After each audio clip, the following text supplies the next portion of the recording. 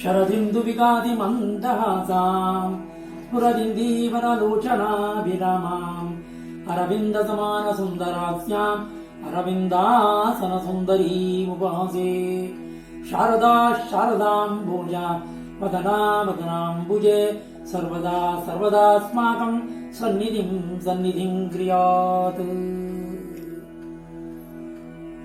ದೇವಿಯ ಚಿಂತನೆಯನ್ನ ಮಾಡೋಣ.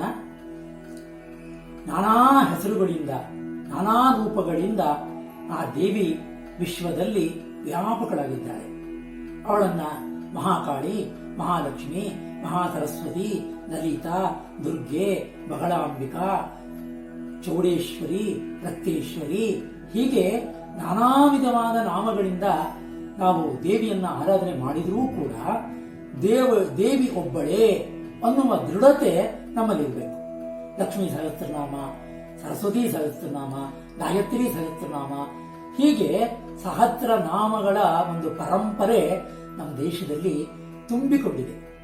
ಅವುಗಳಲ್ಲೆಲ್ಲ ವಿಶೇಷವಾಗಿ ಹೆಚ್ಚಿನ ಅಖಂಡ ಭಾರತದಲ್ಲಿ ಪಾರಾಯಣ ಮಾಡುವ 2 ಗ್ರಂಥಗಳು ಅಂತ ಹೇಳಿದ್ರೆ ಒಂದು ವಿಷ್ಣು ಸಹಸ್ರನಾಮ, ಇನ್ನೊಂದು ಲಲಿತಾ ಸಹಸ್ರನಾಮ.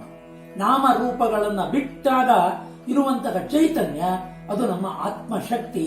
ಆ ಆತ್ಮಶಕ್ತಿಯ ಜಾಗೃತಿಗೆ ನಮ್ಮ ಇಚ್ಛಾಶಕ್ತಿ, ಕ್ರಿಯಾಶಕ್ತಿ, ಜ್ಞಾನಶಕ್ತಿ, ಸ್ಮರಣಶಕ್ತಿ ಎಲ್ಲ ಶಕ್ತಿಗಳನ್ನ ಉದ್ದೀಪನ ಮಾಡಬೇಕಿದ್ರೆ ನಾವು ನಿತ್ಯ ನಿರಂತರವಾಗಿ ನಾಮಗಳ ಪಾರಾಯಣ ಮಾಡಬೇಕು.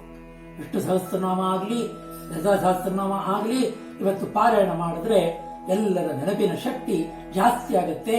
ಅವರ ಅನೇಕ ರೀತಿಯ ಮಾನಸಿಕ ದೈಹಿಕ ಕಾಯಿಲೆಗಳು ಕಡಿಮೆಯಾಗುತ್ತೆ ಅಂತ ಅನೇಕ ವೈದ್ಯರುಗಳು, ಅನೇಕ ಶಿಕ್ಷಣ ತಜ್ಞರು ತಿಳಿಸುತ್ತಾರೆ. ಈ ನಿಟ್ಟಿನಲ್ಲಿ ನಮ್ಮ ಮಕ್ಕಳಲ್ಲಿ ಆ ಶ್ರದ್ಧೆಯಿಂದ ಕೂಡಿರುವಂತಹ ನಾಮ ಪಾರಾಯಣವನ್ನ ಎಳೆಯ ವಯಸ್ಸಿನಲ್ಲಿ ಕಲಿಸುವಂತಹ ಒಂದು ಪ್ರಯತ್ನವನ್ನ ಎಲ್ಲ ಆ ದೇವಿಯ ಅಭಿಮಾನಿಗಳು, ಭಕ್ತರು ಮಾಡಿದ್ರೆ ಅದೊಂದು ರಾಷ್ಟ್ರೀಯ ಕಾರ್ಯ ಆಗುತ್ತೆ. ಇವಾಗ ವಿಶೇಷವಾಗಿ ಲಲಿತಾ ಸಹಸ್ರನಾಮದ ಬಗ್ಗೆ ನಾವು ಹೇಳುವುದಾದ್ರೆ ಆ ಲಲಿತೆ ಸಾಕ್ಷಾತ್ ಹಯಗ್ರೀವ ಮುನಿಗಳು, ಅಗತ್ಯ ಮಹರ್ಷಿಗಳು ಹಾಗೂ ಲೋಪಾಮುದ್ರೆ ಇವರಿಗೆ ಸಾಕ್ಷಾತ್ ವಾಗ್ದೇವತೆ ಕೊಟ್ಟಿರುವಂತಹ ಮಂತ್ರಗಳನ್ನ ಉಪದೇಶವಾಗಿ ಕೊಟ್ಟಿದ್ದಾರೆ. ಆದ್ದರಿಂದ ಮೊಟ್ಟ ಮೊದಲಿನ ಆ ಲಲಿತೆಯ ಭಕ್ತರು ಅಂತ ಹೇಳಿದ್ರೆ ಅಗತ್ಯ ಮಹರ್ಷಿಗಳು ಹಾಗೂ ಲೋಪಾಮುದ್ರೆ ಇವರು, ಆ ದಂಪತಿಗಳು ಆ ದೇವಿಯನ್ನ ಸಾಕ್ಷಾತ್ಕಾರ ಮಾಡಿಕೊಂಡಿರ್ತಕ್ಕಂಥವರು. ಆ ತಾಯಿ ಇಚ್ಛಾಶಕ್ತಿಯ ರೂಪದಲ್ಲಿದ್ದಾಳೆ. ಮನುಷ್ಯನಿಗೆ ಏನಾದರೂ ಒಂದು ಒಳ್ಳೆ ಕೆಲಸ ಮಾಡಬೇಕಿದ್ರೆ ಅವನಿಗೆ ಮೊದಲು ಇಚ್ಛೆ ಹುಟ್ಟಬೇಕು. ಬರೀ ಇಚ್ಛೆ ಮಾಡ್ಕೊಂಡು ಕೂತ್ರೆ ಅದು ಆ ಕೆಲಸ ಆಗೋದಿಲ್ಲ. ಅದನ್ನು ನಾವು ಹೇಗೆ ಮಾಡಬೇಕು ಅನ್ನೋದನ್ನ ತಿಳ್ಕೊಳ್ಳೋದು ಅಂದ್ರೆ ಜ್ಞಾನವನ್ನು ಸಂಪಾದನೆ ಮಾಡಬೇಕು. ಆ ಜ್ಞಾನ ಸಂಪಾದನೆ ಮಾಡಬೇಕಿದ್ರೆ ತಾಯಿಯ ಅನುಗ್ರಹ ಬೇಕು. ಇವಾಗ ನಮ್ಗೆ ಇಚ್ಛೆ ಬಂತು, ಜ್ಞಾನ ಬಂತು, ಸುಮ್ಮನೆ ಕೂತ್ಕೊಂಡ್ರೆ ಕೆಲಸ ಆಗೋದಿಲ್ಲ. ಅದನ್ನು ಕ್ರಿಯಾರೂಪದಲ್ಲಿ ಅದನ್ನು ನಾವು ಅನುಷ್ಠಾನಕ್ಕೆ ತರಬೇಕು. ಈ 3 ರೂಪಗಳಲ್ಲಿ ಇರತಕ್ಕಂಥವಳು ಆ ತಾಯಿ. ಸಹಸ್ರನಾಮದಲ್ಲಿ ಹೇಳ್ತಾರೆ ಭೋಗ ಮೋಕ್ಷ ಪ್ರದಾಯಿನಿ. ನಮಗೆ ಭೋಗ ಬೇಕಾ, ಇಂದ್ರಿಯ ಸುಖಗಳು ಬೇಕಾ, ಲೌಕಿಕ ಸುಖ ಬೇಕಾ, ತಾಯಿಗೆ ಶರಣಾಗಿ. ತಾಯಿಗೆ ಹೇಗೆ ಶರಣಾಗಬೇಕು? ಆ ತಾಯಿಯೇ ಅಮ್ಮ ನೀನೇ ನನ್ನ ತಾಯಿ, ತಂದೆ, ಬಂಧು ಬಳಗ ಅನ್ನುವ ಏಕ ನಿಷ್ಠೆ ಬೇಕು. ನಾವು ಭಗವಂತನ ಕರಿತೀವಿ, ಸುಮ್ಮನೆ ಕರೆದ್ರೆ ಆ ತಾಯಿಯ ನಮಗೆ ಅನುಗ್ರಹ ಆಗೋದಿಲ್ಲ. ದ್ರೌಪದಿ ಕರೆದ ಹಾಗೆ ಕರಿಬೇಕಂತೆ. ಕೌನ್ ಕಲ್ತಾ ಗೈ ಭಗವಾನ್ ಆತಾ ನಹಿ, ಕೌನ್ ಕಲ್ತಾ ಗೈ ಭಗವಾನ್ ಆತಾ ನಹಿ, ದ್ರೌಪದಿ ಕೆ ಜೈಸೆ ಬುಲಾತೆ ನಹಿ. ದ್ರೌಪದಿಯ ಹಾಗೆ ಕರಿಬೇಕು.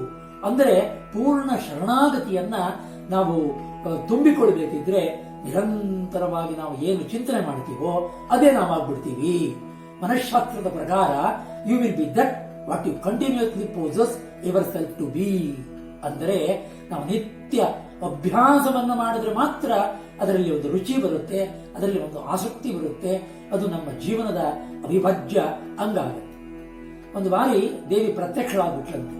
ದೇವಿ ಪ್ರತ್ಯಕ್ಷವಾದಾಗ ಎಲ್ಲ ಭಕ್ತರು ಬಂದು ಅಮ್ಮ ನನಗೆ ಅದು ಕೊಡು, ನನಗೆ ಇದು ಕೊಡು ಅಂತ ಬೇಡಿಕೆಯ ಪಟ್ಟಿಯನ್ನೇ ಅವ್ರು ಕೊಡ್ಲಿಕ್ಕೆ ಶುರು ಮಾಡ್ಬಿಟ್ರಂತೆ. ಆವಾಗ ದೇವಿ ಏನ್ ಮಾಡೋದಪ್ಪ, ಈ ದೇವರ ಭಕ್ತರಿಂದ ತಪ್ಪಿಸ್ಕೊಳ್ಳೋ ಹೇಗೆ ಅಂತ ದೇವಿ ಗುಡಿ ಗುಂಡಾರಗಳನ್ನ ಸೇರ್ಕೊಳ್ಳಂತೆ, ಮಂದಿರವನ್ನ ಸೇರ್ಕೊಳ್ಳಂತೆ. ಆದ್ರೂ ಎಲ್ಲ ಅವರೆಲ್ಲ ಹಿಂಬಾಲಿಸ್ಕೊಂಡು ಬರ್ತಾ ಇದ್ರಂತೆ. ಆಮೇಲೆ ದೇವಿ ಯೋಚನೆ ಮಾಡಿದ್ಲು, ಅವೆಲ್ಲ ಹೋಗ್ಬಿಟ್ಟು ಅವಳು ಎಲ್ಲರ ಅಂತರಂಗವನ್ನ ಸೇರ್ಕೊಂಡ್ಬಿಟ್ಲಂತೆ. ಯಾರಿಗೂ ದೇವಿ ಕಾಣಿಸ್ಲೇ ಇಲ್ಲ. ಯಾಕೆಂದ್ರೆ ಯಾರು ತಮ್ಮ ಅಂತರಂಗವನ್ನ ನೋಡಿಕೊಳ್ಳೋದಿಲ್ಲ. ನಮ್ಮ ಅಂತರಂಗವನ್ನ ನಾವು ನೋಡ್ಕೊಳ್ಬೇಕು. ನಾನು ಹೇಗಿದ್ದೀನಿ, ಆ ದೇವಿಯ ಗುಣಗಳಂತೆ ನಾನು ನಡ್ಕೊಳ್ತಾ ಇದ್ದೀನಾ, ದೇವಿಯ ನಾಮಗಳ ಅರ್ಥದಂತೆ ನಾವು ನಡ್ಕೊಳ್ತಾ ಇದ್ದೀವಾ? ಪುಷ್ಪಹಾಸ ಪ್ರಜಾಗರ ವಿಷ್ಣು ಸಹಸ್ರನಾಮದಲ್ಲಿ ಬರುವಂತಹ ಮಾತು. ವಿಶ್ವಂ ವಿಷ್ಣು ವಷಟ್ಕಾರೋ ಭೂತಭವ್ಯವತ್ ಪ್ರಭು. ವಿಶ್ವಂ ಕಣ್ಣಿಗೆ ಕಾಣುವ ಈ ಪ್ರಪಂಚ, ಈ ಪ್ರಕೃತಿ, ಅದು ಪರಮಾತ್ಮನ ರೂಪ. ಆ ಪರಮಾತ್ಮನ ರೂಪವನ್ನ ನಾವು ಈ ಪ್ರಕೃತಿಯ ರೂಪದಲ್ಲಿ ನಾವು ತಿಳ್ಕೊಳ್ಳೋದೇ ಇಲ್ಲ. ವಿಶ್ವಂ ವಿಶ್ವಂ ವಷಟ್ಕಾರ ಭೂತ ಭವ್ಯ ಭವತ್ ಪ್ರಭು. ಎಲ್ಲದಕ್ಕೂ ಅವನು ಕಾರಣೀಭೂತವಾಗಿರುವಂತಹ ಚೈತನ್ಯವನ್ನ ನಾವು ದೇವರು ಅಂತ ಕರಿತೀವಿ. ಆ ವಿಷ್ಣು ಸಹಸ್ರನಾಮದಲ್ಲಿ ಪುಷ್ಪಹಾಸ ಪ್ರಜಾಗರ ಅನ್ನುವುದನ್ನ ನಾವು ನಿತ್ಯ ನಿರಂತರವಾಗಿ ನೆನಪಿಟ್ಟುಕೊಳ್ಬೇಕು. ಪುಷ್ಪಹಾಸನ ಅಂದ್ರೇನು? ಹೂ ನಗೆ ಉಳ್ಳವನು. ನಾವು ಮಾತಾಡುವಾಗ ಮುಗುಳ್ನಗೆಯಿಂದ ಮಾತಾಡಬೇಕಂತೆ. ಅದನ್ನೇ ಲಲಿತಾ ಸಹಸ್ರನಾಮದಲ್ಲಿ ಅದೇ ಮಾತನ್ನ ವರ್ಣನೆ ಮಾಡ್ತಾ ಹೇಳ್ತಾರೆ. ಮಂದಸ್ಮಿತ ಪ್ರಭಾಪೂರ ಮಜ್ಜ ಬ್ರಹ್ಮಾಂಡ ಮಂಡಲ. ಆ ತಾಯಿ ತನ್ನ ಮುಗುಳುನಗೆ ಎಂಬ ಆ ಬೆಳಕಿನಲ್ಲಿ ಮಜ್ಜ ಬ್ರಹ್ಮಾಂಡವನ್ನೇ ಮುಳುಗಿಸಿಬಿಡ್ತಾಳಂತೆ. ತಾಯಿಯ ನಾಮಸ್ಮರಣೆ ಮಾಡ್ತೀವಿ, ತಾಯಿಯ ನಾಮವನ್ನ ನಿರಂತರವಾಗಿ ಯಾಂತ್ರಿಕವಾಗಿ ಜಪ ಮಾಡ್ತೀವಿ. ಆದರೆ ಆ ತಾಯಿ ಹಾಗೆ ನಾವು ನಡ್ಕೊಳ್ಳೋದೇ ಇಲ್ಲ.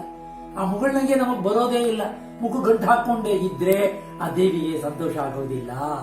ಆ ತಾಯಿಗೆ ಮಹಿಷಾಸುರ ಮರ್ದಿನಿಯಾಗಿ ಎಲ್ಲ ರಕ್ತಬೀಜಾಸುರರೇ ಮೊದಲಾಗಿರ್ತಕ್ಕಂತಹ ರಾಕ್ಷಸರನ್ನ ಸಂಹಾರ ಮಾಡಿದ್ದಾರೆ ಅಂತ ನಾವು ಆ ಕಥೆಯನ್ನ ಕೇಳ್ತೀವಿ.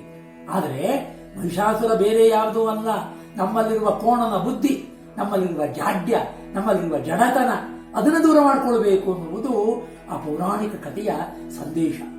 ಅದೇ ರೀತಿ ರಕ್ತಬೀಜಾಸುರರು ನಮ್ಮ ಮನಸ್ಸಿನಲ್ಲಿ ಹುಟ್ಟುವ ಅನೇಕ ಲೌಕಿಕ ಕಾಮನೆಗಳು ಅದು ರಕ್ತಬೀಜಾಸುರನ ಹಾಗೆ ಹುಟ್ಟುತ್ತಾ ಇರುತ್ತೆ. ಅದು ಬೇಕು ಬೇಕು ಬೇಕು ಬೇಕು ಬೇಕು ಅಂತ ಹೇಳಿಬಿಟ್ಟು ನಾವು ಬೇಕು ಆಗ್ತಾ ಇರ್ತೀವಿ. ಆ ಬೇಕು ನಾವು ಆಗದೇ ಇರಬೇಕಿದ್ರೆ ತಾಯಿಗೆ ಶರಣಾಗಬೇಕು. ಆವಾಗ ತಾಯಿ ನಮಗೆ ವೈರಾಗ್ಯವನ್ನು ಕೊಡ್ತಾಳೆ. ವೈರಾಗ್ಯ ಅಂದ್ರೆ ಎಲ್ಲವನ್ನು ಬಿಟ್ಟು ಓಡಿ ಹೋಗುವುದು ಅಂತ ಅರ್ಥ ಅಲ್ಲ. ಏನು ಅಂತ ಹೇಳಿದ್ರೆ ನಮ್ಮ ಆಸೆಯನ್ನ ನಿಯಂತ್ರಿಸಿಕೊಳ್ಳುವ ಶಕ್ತಿಯನ್ನ ತಾಯಿ ಕೊಟ್ಟು ಆ ತಾಯಿಯ ಕಡೆಗೆ ನಮ್ಮ ಮನಸ್ಸನ್ನ ಏಕಾಗ್ರಗೊಳಿಸಲಿಕ್ಕೆ ಅವಳು ಪ್ರೇರಣೆಯನ್ನ ಕೊಡ್ತಾಳೆ. ಅವಳು ಪ್ರೇರಣಾದಾಯಿನಿಯಾಗಿದ್ದಾಳೆ. ಅವಳು ಇಚ್ಛಾಶಕ್ತಿ ಸ್ವರೂಪಣಿಯಾಗಿರೋದ್ರಿಂದ ನಮ್ಮಲ್ಲಿ ಆ ಇಚ್ಛೆ ಹುಟ್ಟುವಂತೆ ಮಾಡ್ತಾಳೆ. ಅಷ್ಟು ಮಾತ್ರವಲ್ಲ, ಅಮೆರಿಕದ ಮ್ಯಾಂಚೆಸ್ಟರ್ ಅನ್ನುವಲ್ಲಿ ಲಲಿತಾ ದೇವಿಯ ಒಂದು ಮೂರ್ತಿಯನ್ನು ಸ್ಥಾಪನೆ ಮಾಡಿದ್ದಾರೆ. ಲಲಿತಾ ಸಹಸ್ರನಾಮಗಳ ಚಿನ್ನದ ಕಾಸುಗಳಲ್ಲಿ ಅದೆಲ್ಲ ನಾಮಾವಳಿ ಬರೆದು ಹಾರವನ್ನು ಹಾಕಿದ್ದಾರೆ. ವಿದೇಶಿಯರು ಅಂತಹ ಶ್ರದ್ಧೆಯಿಂದ ದೇವಿಯ ಆರಾಧನೆಯನ್ನು ಮಾಡ್ತಾರೆ. ಅನೇಕ ಕಾಯಿಲೆಗಳು, ಕ್ಯಾನ್ಸರ್ನಂತ ಕಾಯಿಲೆಗಳು, ಅನೇಕ ಮಾನಸಿಕ ವ್ಯಾಧಿಗಳು ಲಲಿತಾ ಸಹಸ್ರನಾಮದ ಪಾರಾಯಣದಿಂದ ಗುಣವಾಗಿರುವುದನ್ನು ನಾವು ನೋಡ್ತೀವಿ. ಚರಕ ಮಹರ್ಷಿಗಳು ಹೇಳ್ತಾರೆ, ಯಾರು ವಿಷ್ಣು ಸಹಸ್ರನಾಮವನ್ನು ನಿರಂತರವಾಗಿ ಹೇಳ್ತಾ ಇರ್ತಾರೋ ಅವರ ಜ್ವರ ಕಡಿಮೆ ಆಗುತ್ತೆ, ಅವರಿಗೆ ಯಾವ ರೋಗಗಳು ಬರೋದಿಲ್ಲ ಅಂತ. ಸಕಲ ಗ್ರಹಬಲ ನೀನೆ ಸರಸಿಜಾಕ್ಷ ಅಂತ ನಾವು ಹೇಳ್ತೀವಿ. ಆ ಎಲ್ಲ ಗ್ರಹಗಳನ್ನ ನಿಯಂತ್ರಿಸ್ತಕ್ಕಂಥವಳು ವಿಷ್ಣು ಅಂತ ಬೇಕಾದ್ರೆ ಕರೀರಿ, ದೇವಿ ಅಂತ ಬೇಕಾದ್ರೆ ಕರೀರಿ, ಅವನು ಒಬ್ಬನೇ. ಏಕೋ ದೇವ ಕೇಶವೋ ವಾ ಶಿವೋ ವಾ. ನಮ್ಮ ಮನಸ್ಸು ಬರೀ ಆ ಕಣ್ಣಿಗೆ ಕಾಣದೇ ಇರುವ ಶಕ್ತಿಯನ್ನ ಗ್ರಹಣ ಮಾಡಲಿಕ್ಕೆ ಆಗೋದಿಲ್ಲ. ಅದಕ್ಕೋಸ್ಕರ ನಾವೇನ್ ಮಾಡ್ತೀವಿ ಅಂದ್ರೆ ಒಂದು ನಾಮವನ್ನ, ಒಂದು ರೂಪವನ್ನ ನಾವು ಇಟ್ಕೊಳ್ತೀವಿ. ಅಂತಹ ನಾಮರೂಪಗಳ ಮೂಲಕ, ನಾಮರೂಪಗಳಿಂದ ಅತೀತವಾದ ನಮ್ಮ ಆತ್ಮ ಚೈತನ್ಯವನ್ನ, ನಮ್ಮ ಆತ್ಮ ಶಕ್ತಿಯನ್ನ ನಾವು ಜಾಗೃತಿ ಮಾಡ್ಕೊಳ್ತೀವಿ. ಹಾಗಾದಾಗ ಮಾತ್ರ ಅವನು ಪರಿಪೂರ್ಣವಾದ ವ್ಯಕ್ತಿತ್ವವನ್ನು ಬೆಳೆಸಿಕೊಳ್ಳಲಿಕ್ಕೆ ಸಾಧ್ಯವಾಗುತ್ತೆ. ಇಲ್ಲ ಅಂತಾದ್ರೆ ನಮ್ಮ ಮನಸ್ಸು, ಬುದ್ಧಿ, ಚಿತ್ತ, ಅಹಂಕಾರದ ಆಚೆ ಇರತಕ್ಕಂತಹ ಆತ್ಮ ಚೈತನ್ಯವನ್ನು ನಾವು ತಿಳ್ಕೊಳ್ಳಕ್ಕಾಗಲ್ಲ. ಮತ್ತು ವರ್ಲ್ಡ್ ಹೆಲ್ತ್ ಕಾನ್ಫರೆನ್ಸ್ ನಾವು ಹೇಳುವಂತಹ ಆರೋಗ್ಯದ ಲಕ್ಷಣ ಏನು ಅಂತ ಹೇಳಿದ್ರೆ, ಅವನ ಮನಸ್ಸು ಸರಿಯಾಗಿರಬೇಕು, ಅವನ ಬುದ್ಧಿ ಸರಿಯಾಗಿರಬೇಕು, ಆರೋಗ್ಯ ಸರಿಯಾಗಿರೋ ಜೊತೆಗೆ ಆತ್ಮವೂ ಕೂಡ ಶುದ್ಧವಾಗಿರಬೇಕು. ಆತ್ಮವನ್ನ ಶುದ್ಧಗೊಳಿಸುವ ಮಾರ್ಗ ಅಂತ ಹೇಳಿದ್ರೆ ಆಧ್ಯಾತ್ಮಿಕ ಮಾರ್ಗ. ಆಧ್ಯಾತ್ಮಿಕ ಮಾರ್ಗ ಅಂದ್ರೆ ನಾಮಾವಳಿಗಳ ಜಪ ಮಾಡತಕ್ಕಂತಹದ್ದು. ಆ ದೇವಿಯನ್ನ ಧ್ಯಾನ ಅಂದ್ರೆ ಕೇವಲ 3 ನಿಮಿಷಗಳ ಕಾಲ ನಾವು ಇಷ್ಟ ದೇವರನ್ನ ಮನಸ್ಸಿನಲ್ಲಿ ತುಂಬಿಕೊಳ್ತೀವಾ, ಆವಾಗ ನಮಗೆ ಧ್ಯಾನ ಸಿದ್ಧಿ ಆಯಿತು ಅಂತ. ಧ್ಯಾನದ ಹೆಸರಿನಲ್ಲಿ ನಾವು ನಿದ್ರೆ ಮಾಡಿಬಿಡ್ತೀವಿ, ಅದು ಉಪಯೋಗವಿಲ್ಲ.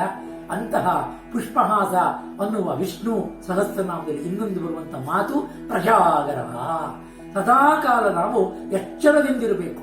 ಅಂದ್ರೇನು, ಎಲ್ಲ ಕಡೆ ಭಗವಂತ ಇದ್ದಾನೆ ಎನ್ನುವ ಎಚ್ಚರ ನಮಗಿರಬೇಕು. ನಾವು ಸಂಕಟ ಬಂದಾಗ ವೆಂಕಟರಮಣ ಅಂತ ಹೇಳಿಬಿಟ್ಟು ಏನೋ ಕಷ್ಟ ಬಂದಾಗ ಮಾತ್ರ ದೇವರ ಪೂಜೆಯನ್ನೋ ಸೇವೆಯನ್ನೋ ಮತ್ತೊಂದನ್ನೋ ಮಾಡಲಿಕ್ಕೆ ಹೋಗ್ತೀವಿ. ಅದು ನಮಗೆ ಪ್ರಯೋಜನ ಆಗೋದಿಲ್ಲ. ನಾವು ನಿರಂತರವಾಗಿ ಆ ದೇವಿಯ ಲಲಿತ ಸಹಸ್ರನಾಮ, ವಿಷ್ಣು ಸಹಸ್ರನಾಮ, ಅಷ್ಟೋತ್ತರವೋ ಏನೋ ಪ್ರತಿಯೊಂದನ್ನು ಬಾಲ್ಯದಲ್ಲೇ ನಾವು ಪಡ್ಕೊಂಡು ಅಂತಹ ಒಂದು ಅಭ್ಯಾಸವನ್ನು ಮಾಡಿಕೊಂಡ್ರೆ ನಮ್ಮ ಜೀವನ ಅದು ಆನಂದಮಯವಾಗುತ್ತೆ. ಆನಂದಾತ್ ಏವ ಕಲ್ವಿಮಾನಿ ಭೂತಾನಿ ಜಾಯಂತೆ ಯೇನ ಜಾತಾನಿ ಜೀವಂತಿ ಯತ್ ಪ್ರಯಂತ್ಯ ವಿವಿಶಂತೀತಿ ತದ್ವಿಜಿಜ್ಞಾಸುಸ್ವ ತದ್ಬ್ರಹ್ಮೇತಿ ರಸೋ ವೈ ಸಹ. ಆ ದೇವಿ ರಸರೂಪಳಾಗಿದ್ದಾಳೆ. ರಸ ಅಂದ್ರೆ ಯಾವ ರಸ? ಆನಂದದ ರಸ. ನಮಗೆ ಆನಂದ ಬೇಕಿದ್ರೆ, ಅದು ನಿಜವಾದ ಸುಖ ಬೇಕಿದ್ರೆ ಆ ದೇವಿಗೆ ನಾವು ಶರಣು ಹೋಗಬೇಕು. ತ್ವಮೇವ ಮಾತಾಚ ಪಿತಾ ತ್ವಮೇವ ತ್ವಮೇವ ಬಂಧುಚ್ಚ ಸಖಾತ್ವಮೇವ ಎನ್ನುತ್ತಾ ಆ ದೇವಿಗೆ ನಾವು ಶರಣಾಗೋಣ. ಆ ಜಗದ್ರಕ್ಷಕಿ, ಅಖಿಲಾಂಡ ಕೋಟಿ ಬ್ರಹ್ಮಾಂಡ ನಾಯಕಿಯಾದ ಆ ತಾಯಿ ನಮ್ಮ ದೇಶಕ್ಕೆ, ನಮಗೆ ಎಲ್ಲರಿಗೂ ಕೂಡ ಅವಳು ಹಿತವನ್ನ ಉಂಟು ಮಾಡಲಿ. ನಮ್ಮ ದೇಶವನ್ನ ಇನ್ನು ಸಂಸ್ಕೃತಿ ಭರಿತವನ್ನಾಗಿ ಮಾಡಿ ಶ್ರದ್ಧಾ ಭಕ್ತಿಯನ್ನ ಉದ್ದೀಪನಗೊಳಿಸಲಿ ಅಂತ ಆ ತಾಯಿಯಲ್ಲಿ ಬೇಡಿಕೊಳ್ತಾ ಈ ಎರಡು ಮಾತುಗಳಿಗೆ ನಾನು ಪೂರ್ಣ ವಿರಾಮವನ್ನು ಹೇಳ್ತಾ ಆ ತಾಯಿಯ ಅಡಿದಾವರಿಗಳಿಗೆ ಈ ನನ್ನ ಮಾತಿನ ರೂಪದ ಪುಷ್ಪವನ್ನು ಅರ್ಪಣೆ ಮಾಡ್ತೀನಿ. ಜಗದಂಬಾರ್ಪಣಮಸ್ತು. ಹರಿ ಓಂ ತತ್ಸತ್. ಬ್ರಹ್ಮಾರ್ಪಣಮಸ್ತು.